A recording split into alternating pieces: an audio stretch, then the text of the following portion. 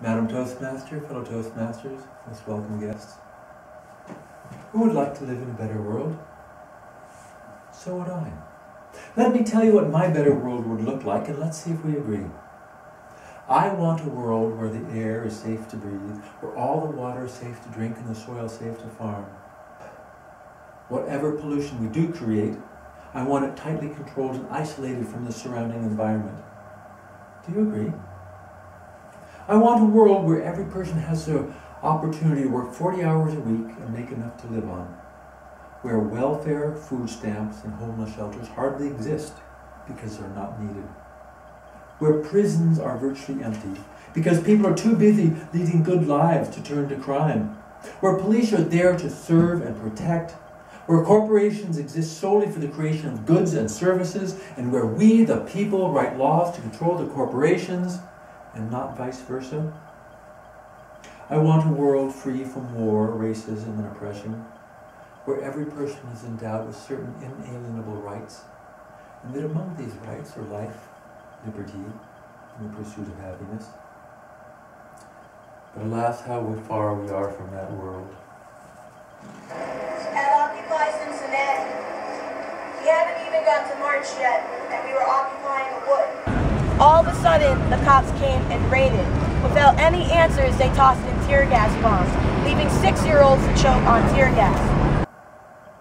What has happened to my country that my police would tear gas children? 2 years ago, I gave a speech at the Federal Reserve Bank in Boston. Afterward, I walked across the street to the Occupy Boston encampment and talked to people. I realized that they were saying the same things that I've been saying for years, except they were getting global attention. So I stayed. For 2 years, all I have done is march and chant and rally against corporate malfeasance. I have written a book and produced over 100 short documentaries. I want to do all that I can do to build the world that we said we all wanted. At the Occupy National Gathering in Kalamazoo, I met John Bolenbaugh, who was the lead foreman on their tar sand spill cleanup. I watched the movie Aaron Brockovich, and I thought, well, I'm just going to go door to door. I went to 1,400 doors, and I left flyers, and I talked to a lot of people. 200 sick people almost showed up at the Brickyard in Battle Creek, Michigan. Since 1950, taxes on the average American have been going up, while taxes on corporations have been going down. If corporations paid the same tax rates they paid in 1950, there would be no deficit. Our big banks speculated wildly with our federally insured deposits and went bankrupt. The Republicrats declared them too big to fail and bailed them out with our money.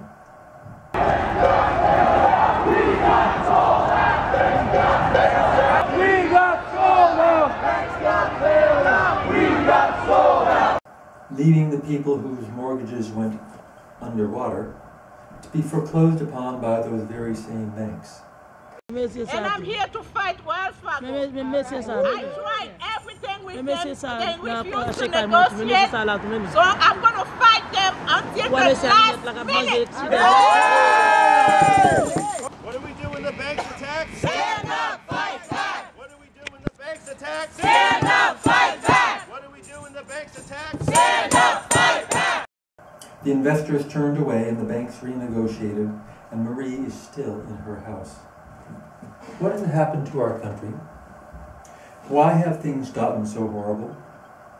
The obvious answer is the correct one. Our richest individuals, our greatest corporations, have stolen our democracy. It hardly matters who's in office. They all take money from the same corporations and side with them against us. Who here voted to cut school budgets in order to fund tax cuts for our wealthiest citizens? Nor did I, nor anyone I have ever talked to, yet it happened. It's not the individuals, it's the system. Do you know how the super rich get super rich? Corporate boards are made up of the top executives of other corporations. So when a CEO is negotiating a salary, the people approving it will be dependent on that CEO when it's their turn. In a free market, no one would make $100 million a year because no one is worth $100 million a year. Warren Buffett had 100,000 times as much money as me. Do you think that Warren Buffett contributed more to society than 100,000 people like me? Let's imagine for a moment that we could make a little change to the system. Here are the income brackets for each of the groups. 60 million people making an average of $20,000 a year add up to $1.2 trillion. 2 million people making an average of $2 million a year is $4 trillion. Let's say that we take the Constitution seriously and declare that corporations are not people, they have no constitutional rights, and they are fully subject to the laws of the land. And as we, the people, are granting them special legal privileges, we, the people, should sit on their boards. The most immediate result of this would be a massive cut in executive compensation. Let's say that we took their salaries and cut them in half. And let's say we took all that savings and the corporations decided to pay their lowest paid employees with that, more than doubling their salary. Wealthy folk save most of their income.